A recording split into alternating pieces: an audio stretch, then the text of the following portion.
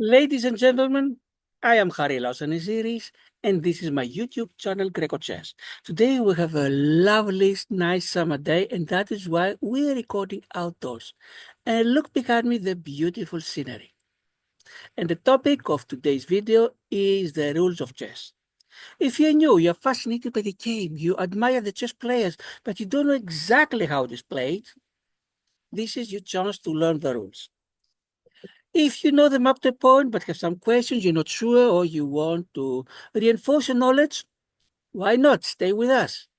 If you know the rules but have a difficulty in trying to teach them, convey them to your students, once again, hope we can help.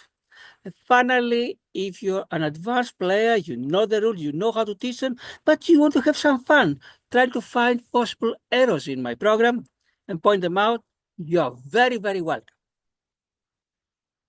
I have prepared a document to help us navigate through the rules of chess, and let's start by sharing the document.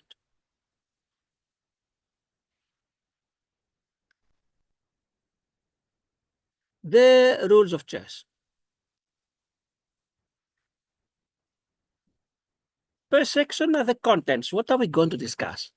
After the contents, we go to the overview of the game, the possible results, how the pieces move, exceptions to the rules of how the pieces move, what does the no exposure rule mean, how does the game end with a checkmate or a stalemate, time controls, the chess notation, special rules applying to tournaments, and finally, one of the latest variation of chess, very popular today, it's called the freestyle chess. Let's go one by one. The overview. Chess is played by two entities, the players. One is considered to be white and the other black. They are the opponents. Each of them wants to win, or at least not to lose and get a draw. And the game is played on a board of 8 by 8, 64 squares totally. And let's give a look at the board.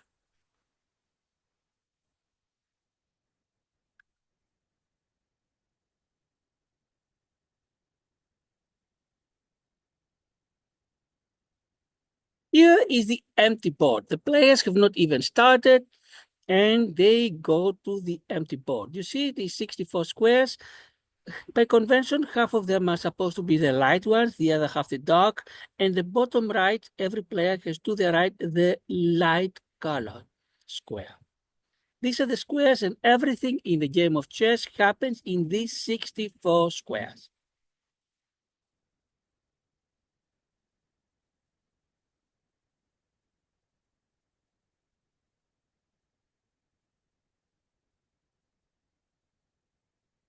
Every square during the game, now, in the beginning you saw every square was empty, but during the game, every square can be either empty or it can be occupied by only one piece, cannot be occupied by more than one pieces. The pieces are distinguished by their colors and their types. Are designated is the exact word. The pieces are designated by the colors and the types. Colors, they can be either white or black.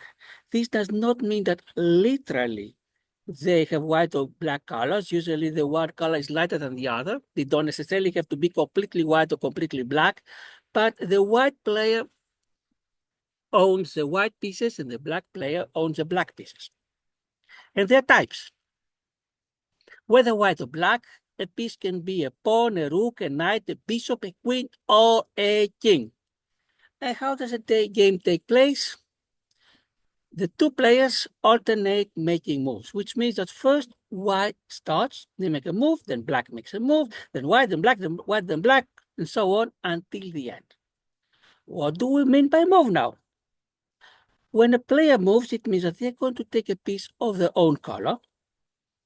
White will take a white piece, or black will take a black piece. They will remove it from the original square and place it to another square. It cannot be the starting, it must be another one. And the other one can either be completely empty, then you just take your piece from the original square and place it to the empty square, and then the other player moves. Or perhaps this square might have been occupied by a piece of the opposite color. Then you not only relocate your piece, but you throw out of the board that is the piece of the opposite color. Of course, you must follow some set of rules that we'll discuss later. You cannot place your piece in a piece that previously was occupied by a piece of its own color. When does a game end? There are three possible outcomes in the game of chess. They are called win, lose, or draw. Every player wants to win if they can, but at the very minimum, not lose and get a draw if they cannot win. How do you win? These are the possible ways of winning. Checkmate, the opponent runs out of time. If the opponent resigns, usually this happens when the game is so hopeless, but there is no reason for any player to continue playing, and then they just resign and the opponent wins the game. Or the worst case of all, if an opponent on purpose breaks a rule, especially in a very flagrant and obvious way. When do we have a draw? The possible cases for draw is stalemate, threefold repetition, insufficient material, 50 moves with no pawn move or capture, or a mutual agreement. The last one is if the players believe that no matter how long they play, none of them can win, and then to save time, they just agree on a draw. And of course, if your opponent wins, then you lose. That's how a game can end.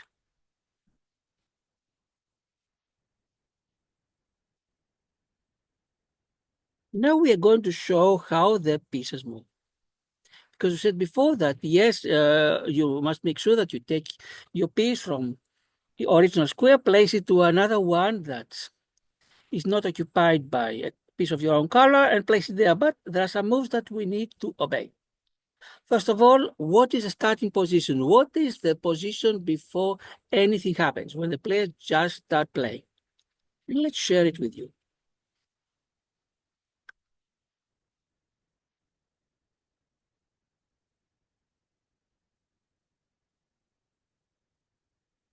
This is the empty board, and now we are going to fill it with the original position. Here, this is the original position. On the bottom, you see the white player. That's where they're seated, where it says the word white. And on the bottom, on the top is the black player. You see the word black. And they place their pieces as follows. On the first row, white will place from left to right, rook, knight, bishop, queen, king, bishop, knight, rook. On the second row, white is going to place 8 pawns. Then the 4 next rows are empty. And on the 7th row, black will place the 8 pawns. And on the 8th and last row, while we place the pieces as follows: rook, knight, bishop, queen, king, bishop, knight, rook. That is how the game is starting.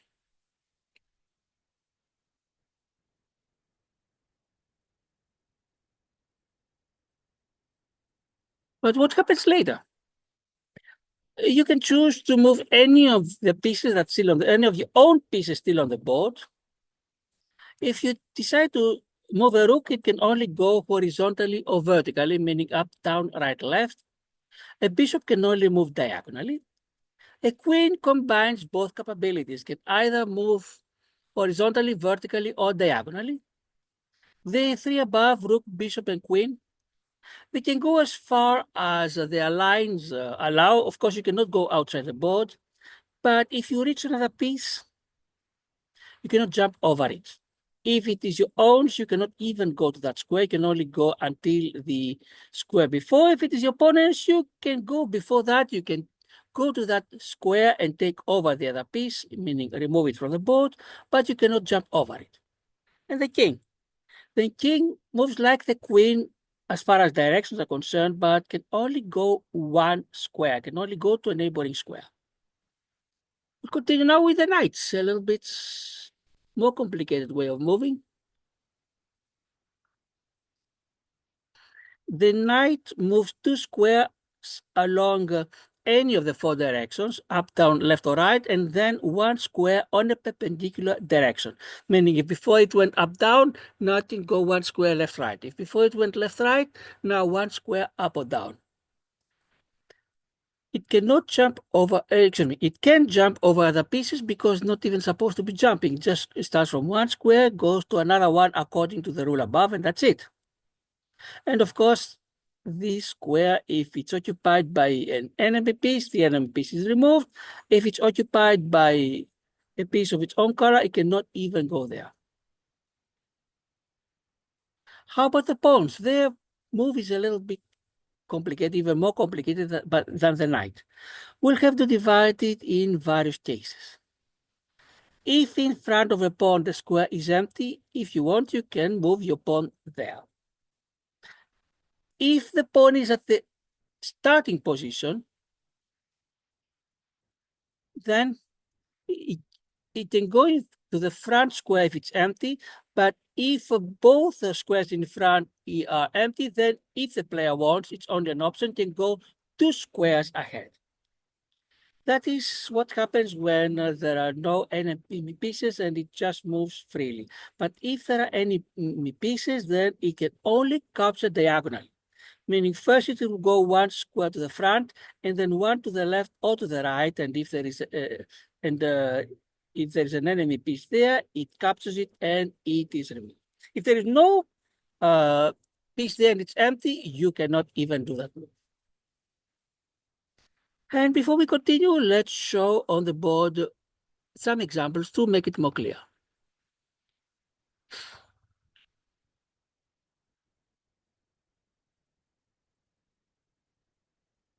This is the board at the starting position.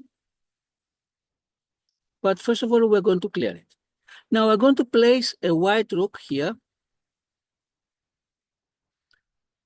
We're going to place some pieces. And at this position, we're going to show what exactly is happening. This is not neat. So the white rook is here. To the left, to the bottom, can go all the way until the end of the board. Cannot go outside the board, but can go 1, 2, 3, or 1, 2, 3. At the top, you see this white pawn, so the rook can only go 1 or 2 squares. Cannot go there, cannot go here. Here there is a black pawn, so it can go, oh, it doesn't matter if it's pawn or piece, other piece doesn't matter. It can go 1, 2 squares, okay? 3, if it goes, it will remove this black piece, and it cannot go here. This is about the rook. Let's clear the position, and let's put now a bishop. And we're going to put again some pawns to demonstrate the case. The bishop can go to the bottom right diagonally along this line, all these 3 squares, and to the bottom left. Bottom right can go 1, 2 squares, cannot go here, cannot go here. Top left can go here. If it goes here, it captures the pawn, meaning the pawn is removed, and it cannot go here. A queen now. Let's put the queen here in the middle of the board. And let's put a pawn here.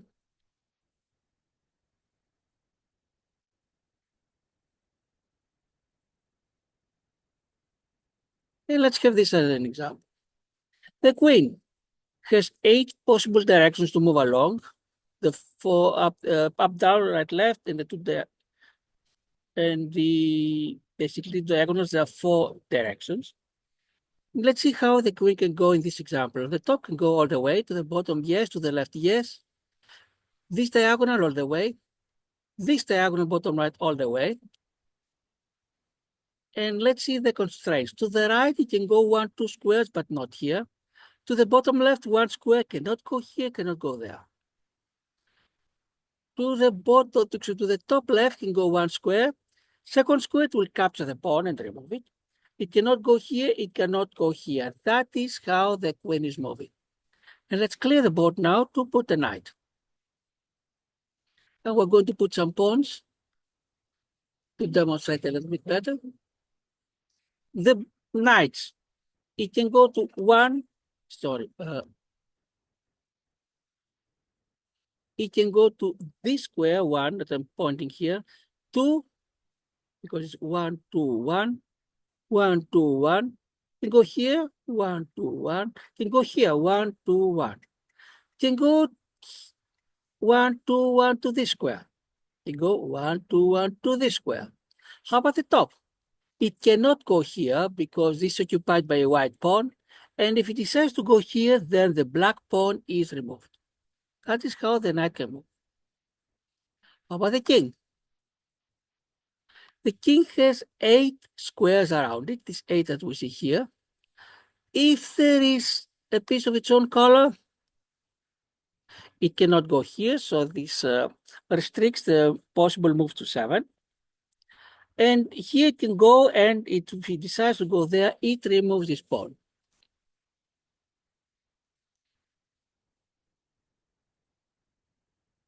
And we explain now how the pieces can move.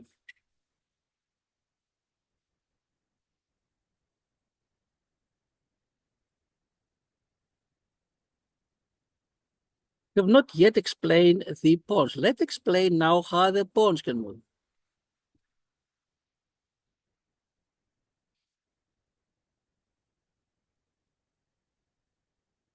Let's start putting some pawns, one pawn here.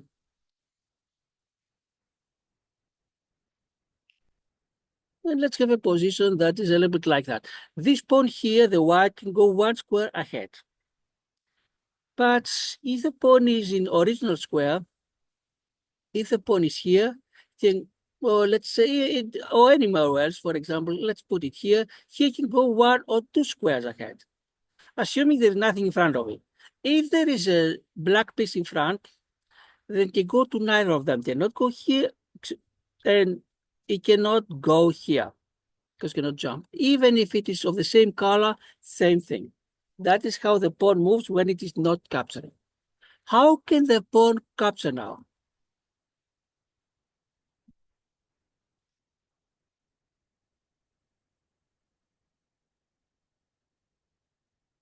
This pawn here can capture diagonal, this piece up here. It can capture diagonal, this knight here. It cannot go straight because the rook is blocking its way.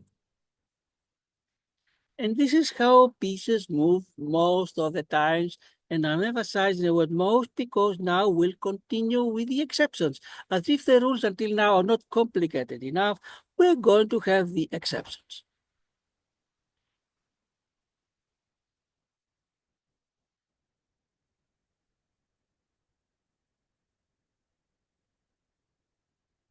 The first exception has to do with what is called a promotion.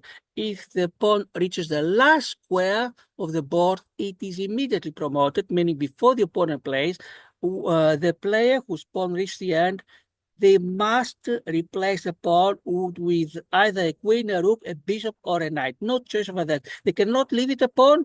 They cannot convert it to the king. They cannot leave the square empty. It must be replaced with one of these 4, but the player that promotes can choose which of the 4 they want. Let's show it once again in the diagram.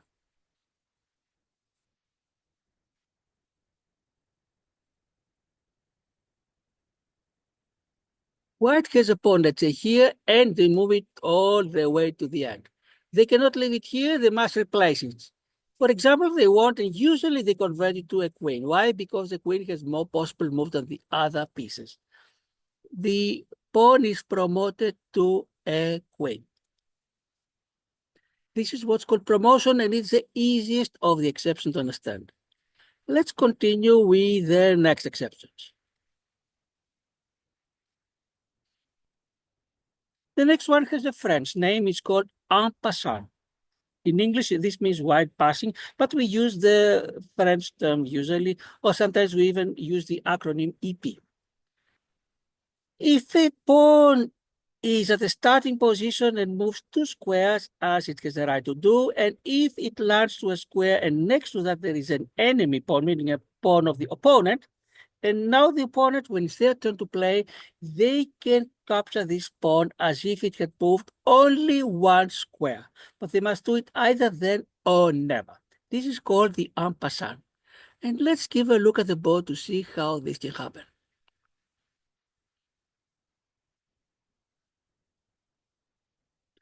First of all, let's remove his queen. And let's have a white pawn here in the beginning. And a black pawn here. It's white turn to move, and they have the right to move this pawn by 2 squares. It goes here.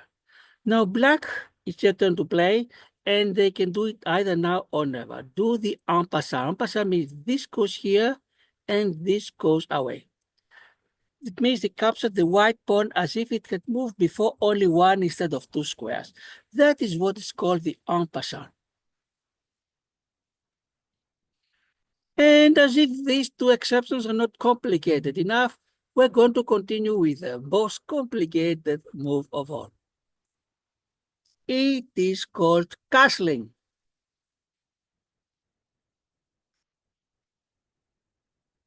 And you see that it's so complicated, I needed the entire page to describe it, and I hope it's clear enough. Let's see. Let's assume that the player has not yet moved a king and a rook. And not only that, but there are no pieces between the king and the rook. And in addition, none of the squares between the king and the rook is controlled by an opponent's piece. What does the word control mean? Mean that the opponent cannot land a piece. If it was their turn to play for second move in a row, they cannot land their piece between the king and the rook. Then, the player who had the king and the rook that have not moved has the right, the option to place the king next to the rook, and after that move the rook 2 squares to be next to the king. This is considered a whole, just one move. Must be done in whole. You cannot do half of it. Let's say move the king in one stage and then so a few moves later move the other rook. And we're going to show in the diagram how this thing is working.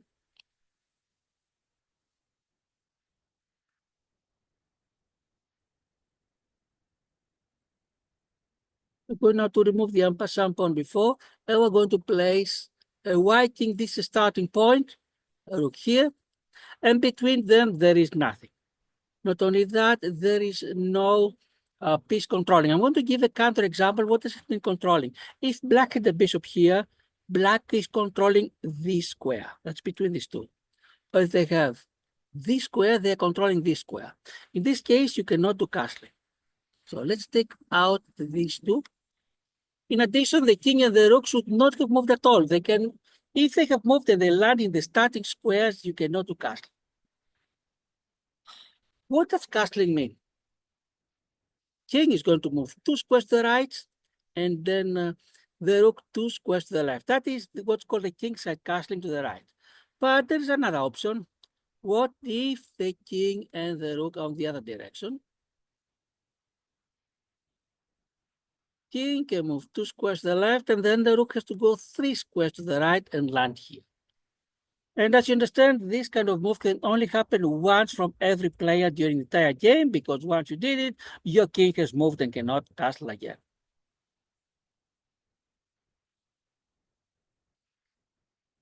And let's continue now, because still we have not finished with the rules.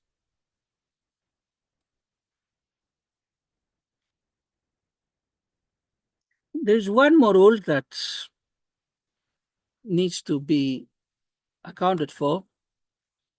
It's called the no exposure. Let's assume that you want to make a move that meets all the previous conditions, but has a little problem. The moment you make it, in fact, after you make it, you expose your king. This means that the opponent has the opportunity to capture the king when it's their turn now. This move is not allowed and it is considered illegal as moving your king by 5 squares, for example. And let's show such an example.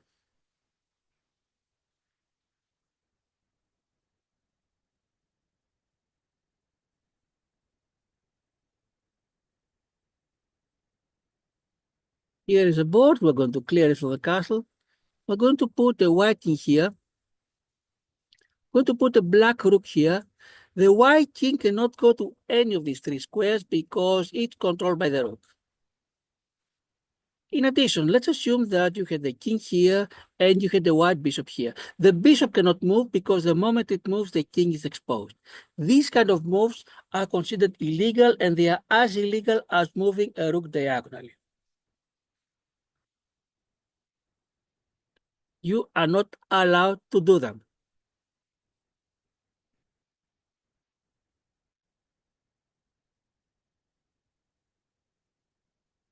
Once again, let's go back to the document we prepared to make sure we cover every such case. This is a condition, I call it a no exposure. That's not an official name, but the concept must be followed.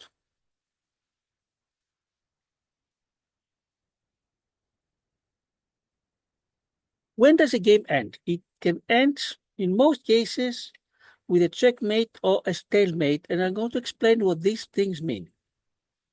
Let's assume that player A attacks the king of player B. Then player B must defend, and there are three ways to defend. And we're going to show to you how does this happen.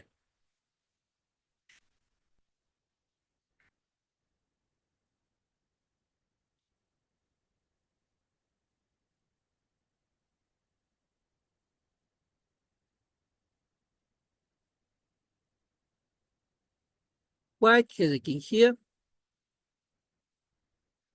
and let's assume they have a bishop here, and let's assume they have a knight here. And black has a rook, and they place it here. Let's assume now that black moves the rook from here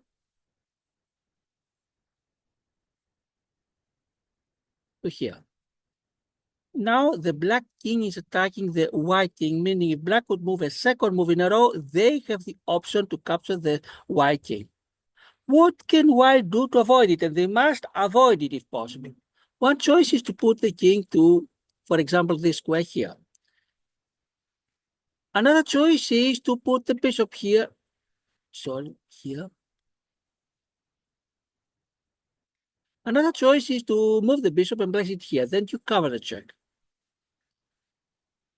And the third option is to capture the rook. When it's your turn to move and your king is under attack, this is called a check. And it has nothing to do with the checks of the bank or the checks and controls or the English word check. It has everything to do with the Persian word shak that means king. If your king is under check, then you must do something to cover the check, to avoid your king being in danger.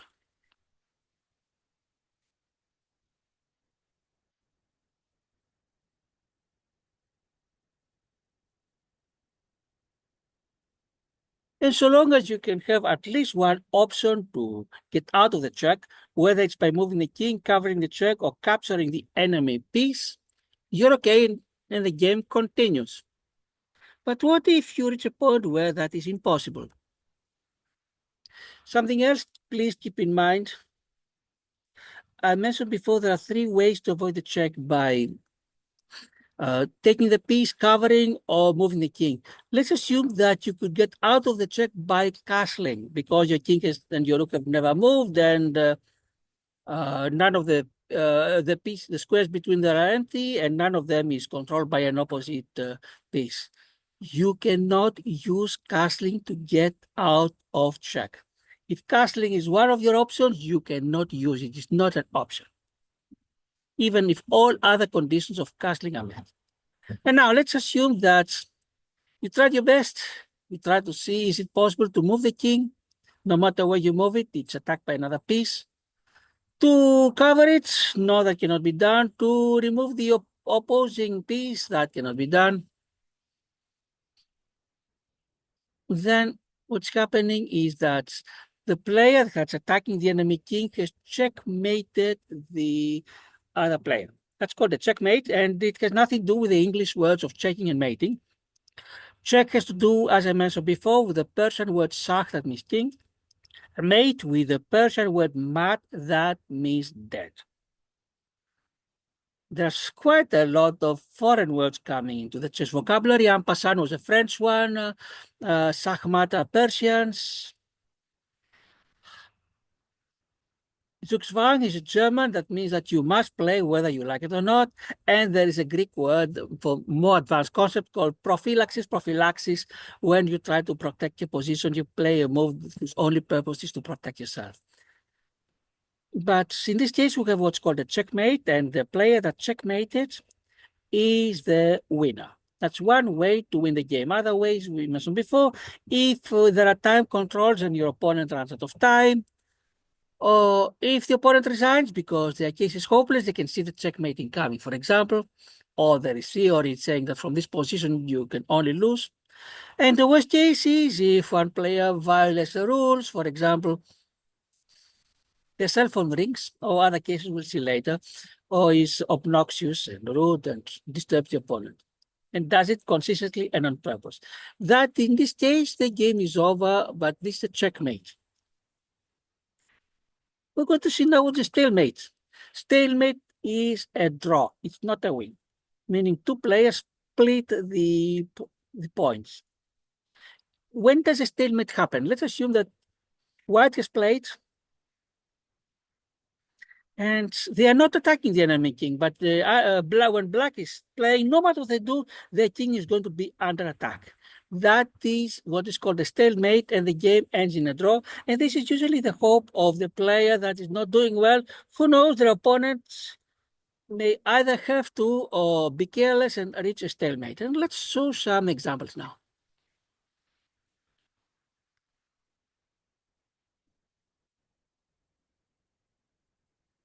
This is a board, and we're going to place a white queen, a white king, no, the queen is here, and a black king here. Let's start from the beginning. It's white turns to move.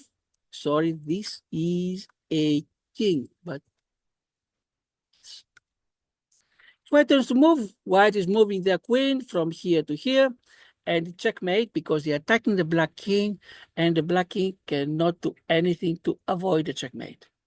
But let's assume now that it's black turns to move in this position. You can see that white is not attacking the black king, but the black king has nowhere to go. This is what's called a stalemate. The game ends in a draw. Other case of draw we saw before is threefold repetition, meaning if the same position with the same player having to play and the same castling rights and en passant rights is reached 3 times in the game, then the game is a draw.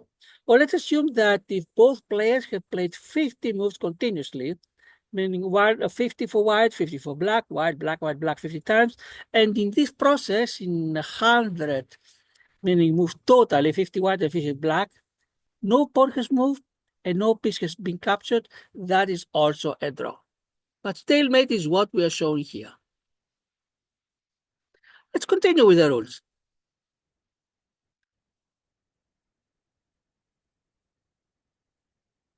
What are time controls? Usually when friends play unofficially, they don't care about the time, they can think, and so long as it's a reasonable amount of time, and who cares about the time, but you don't want the game to go on forever. And because at some difficult positions, you need a lot of time to think, that's why we have time controls. If it is an unofficial friendly game, the players usually decide in advance what time control they want. If it's rated, then the tournament director must have set in advance the time control. And what are the possible time controls? The simplest of all is when you give both players a specific amount of time for all their moves. For example, 1 hour. In 1 hour, you must complete all of your moves. The clock is set originally to 1 hour, and as the players play every move, it goes downhill. And if one player's clock goes first to 0, 0, 0, the opponent says, look, you're out of time, I won. It can be so simple as I mentioned, or you may have delays or increments. What are these? Let's assume that you have a 10-second delay, meaning it's when my term is to move. For the first 10 seconds, the clock does not move. So if I have originally 10 minutes and I spend 15 seconds to think, the clock goes down to 9:55 instead of 9:45, because for the first 10 seconds, the clock did not move. Increment is something else. It means that I'm going to get extra time. Let's assume that I have a 10-second increment and I needed 5 seconds to do my move. Originally, I was 10 minutes. With delay, my time would stay at 10 minutes. With increment, it will go up to 10:05 because I needed 5 seconds to make my move, but I got 10 seconds from the increment. I'll end up with 10:05. And this is the simplest of the time controls. The other one goes as follows. For the first 40 moves, for example, or any number of moves, you have so much time. For the next 20 moves, you have so much amount of time. And for the remaining, you have something else. It's not enough to make all your moves in the allotted time, but you must make the first whatever moves in this particular amount of time. What happens if you fail? If you fail, meaning if your time is over, your opponent has the right to come and say, hey, your time is over, I won. But there is one exception. What if we reach a position when win is not possible? I'm going to give some examples.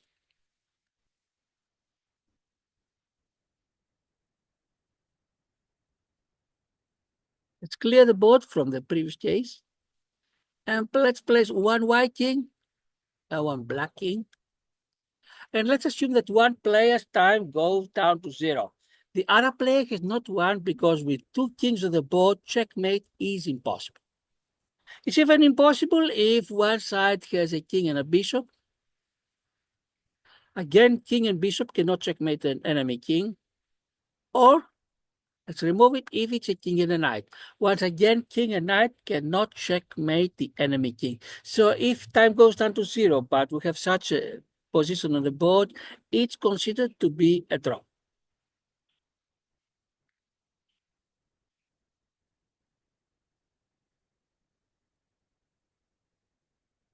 Let's continue with the rules. We're going now to continue with the notation. What is a notation? The 64 squares are given names, and every name consists of one letter and one number. And let's go to the chessboard to explain how exactly this happens. These so-called coordinates. They're a little bit like the Cartesian coordinates in analytical geometry. But let's be a little bit more specific. Here is the empty board, and the notation is the same whether it's empty or it's filled by pieces. The rows from the white to the black, they go with the numbers from 1 to 8, meaning 1, 2, 1, 2, 3, 4, 5, 6, 7, 8. The columns from left to right, they go from A to H, A, B, C, D, E, F, G, H. And every square has a name consisting of one letter and one number. For example, this is the square C3. Why? Because it is in the C column and the third row, the one that my arrow is pointing down. This is the notation of the squares. But we don't just want the squares, we want to notate the moves.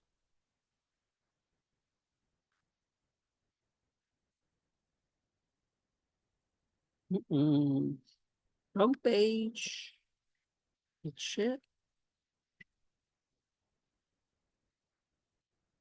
We denote a move by writing which piece went from where to where. The pieces, we denote them as follows. R goes for rook and for knight. Why and not K? Because K goes for king. And we decided for the knight to use the second letter of the word knight and the first that's pronounced. And for the knight. B for bishop, Q for queen. And for pawn, we don't put a P, we leave it blank. The short way of writing the notation is writing the piece and the final square, for example, NC3. Sometimes this may create ambiguity. The easiest way to do so, and especially an easy way to go back, let's assume you have a position and you want to see what was the position before the last move.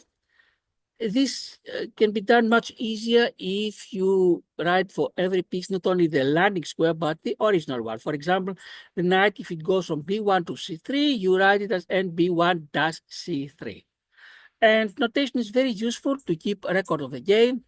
For example, you want to study and analyze it later to see if you made any mistakes, or if during the game there are any issues or conflicts. You think something doesn't go well, you want to call the tournament director to explain, but if you have notations, it's much easier to explain exactly what happened and not rely on memory and your opponent saying, no, that was not the case. Once more, I'm going to share the chessboard and give an example of a move.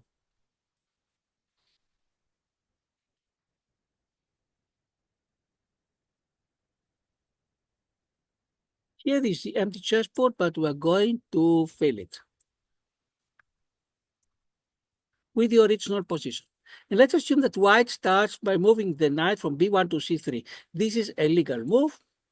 It doesn't expose the king. The knight can jump anything it wants, 2 squares up, 1 square right, and goes from the b1 square to the c3. You may write it nc3 and it's clear enough what you mean. Or you may want to write it nb1 dash c3.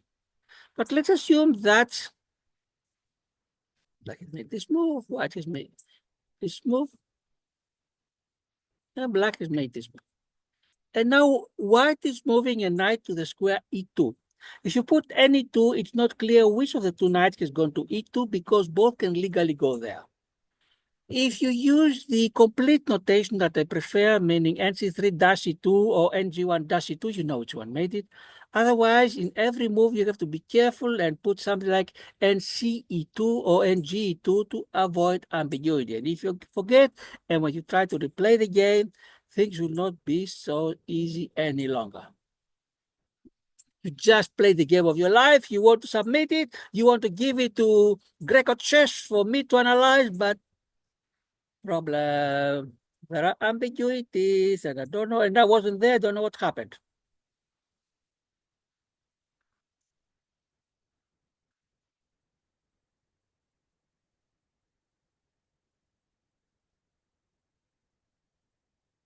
And something else about notations,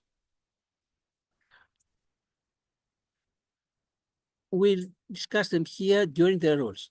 If you play a tournament, and if there's high stakes, official games, Olympics, World Championships, you have to be extremely careful to follow the rules exactly. And let's go to the tournament rules. Usually they announce in advance, but the rules that are usually enforced most of the times are the ones I'm writing here, and I may have accidentally omitted something. Touch rule, which means that if you touch your own piece, you must move it if there is a legal square to go. It doesn't matter if this is a terrible square and you lose the game. If you touch an opponent's piece and it can be captured, you must capture it. Of course, if there is no legal move to either move your piece or capture the opponent's piece, you are lucky you're off the hook. If you castle, first you need to move the king and then the rook, because if you move the rook, then the rook move by itself is legal.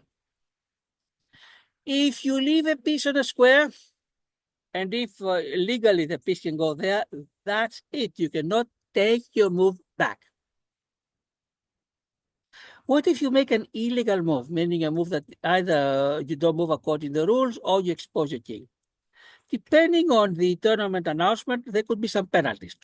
Usually, if it is a long time control, your opponent just gets a few extra minutes. If it is what's called the blitz, blitz is a German word that means lightning. Because the time control is very short, you might even lose the game automatically. One illegal move and that's it. Notation, if you play with long time controls, you must keep notation until 5 minutes are remaining. That is the standard. Of course, the tournament director can announce different rules if they want.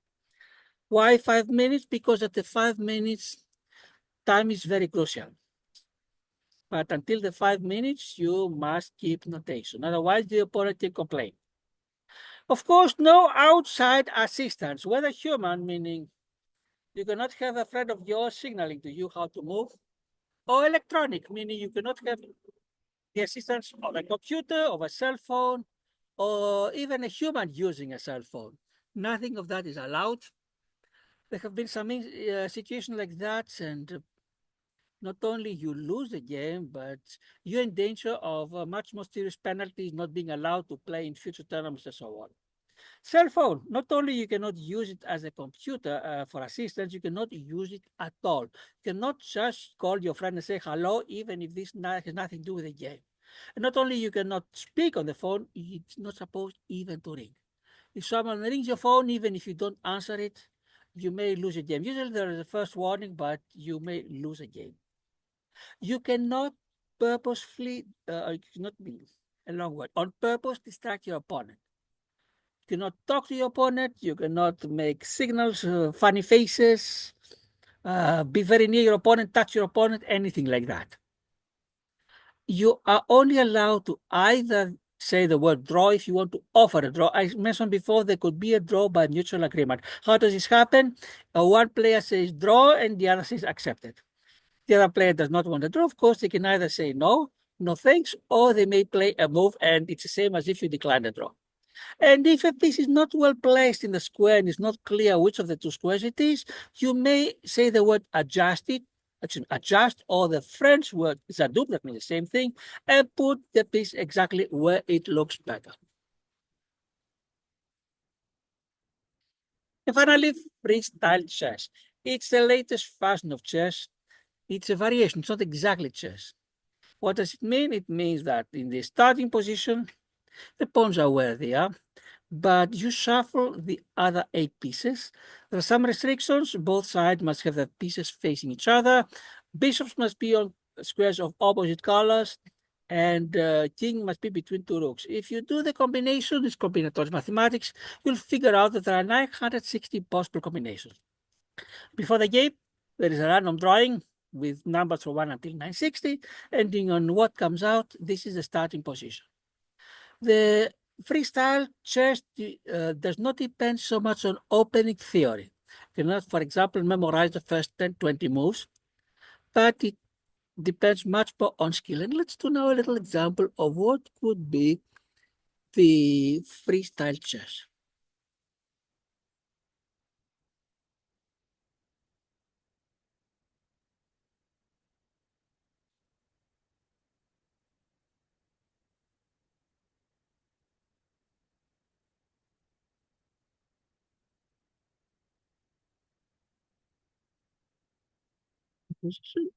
Let's clear the board.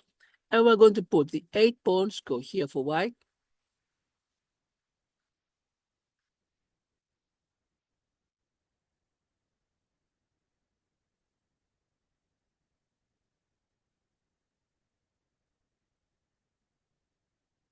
These pawns go here for black.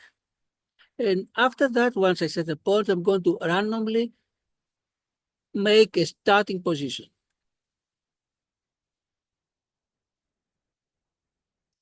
And now, let's put the kings here, and the black king has to be symmetric. The rooks.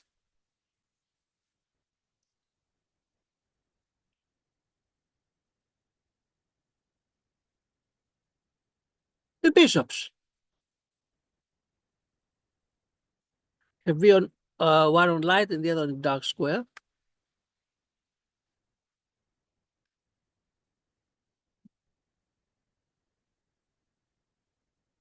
The queens.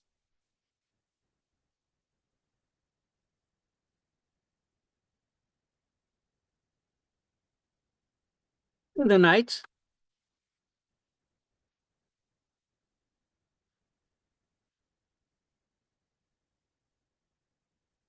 And you start the game like that.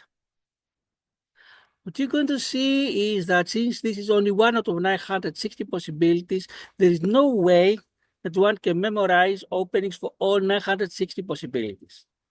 If you see from the computer board here to the left, this combination it chose gives a small advantage to white by 0.45.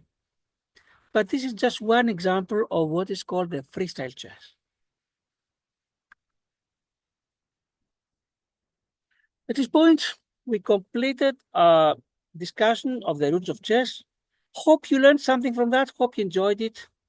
If you found any errors or omissions or anything, please feel free to tell me about it, whether privately or in the comments. I don't care. If I made a mistake, I made it. We all make mistakes. I'm not going to feel bad about that. Thanks for watching. If you have not subscribed, please consider hitting the subscribe button. And hopefully we'll see you soon in another video. And hopefully the weather will stay the same and so we can have more videos outdoors in this wonderful scenery. Ladies and gentlemen, I am Harry Laseniziris. This is Greco Chess. Goodbye.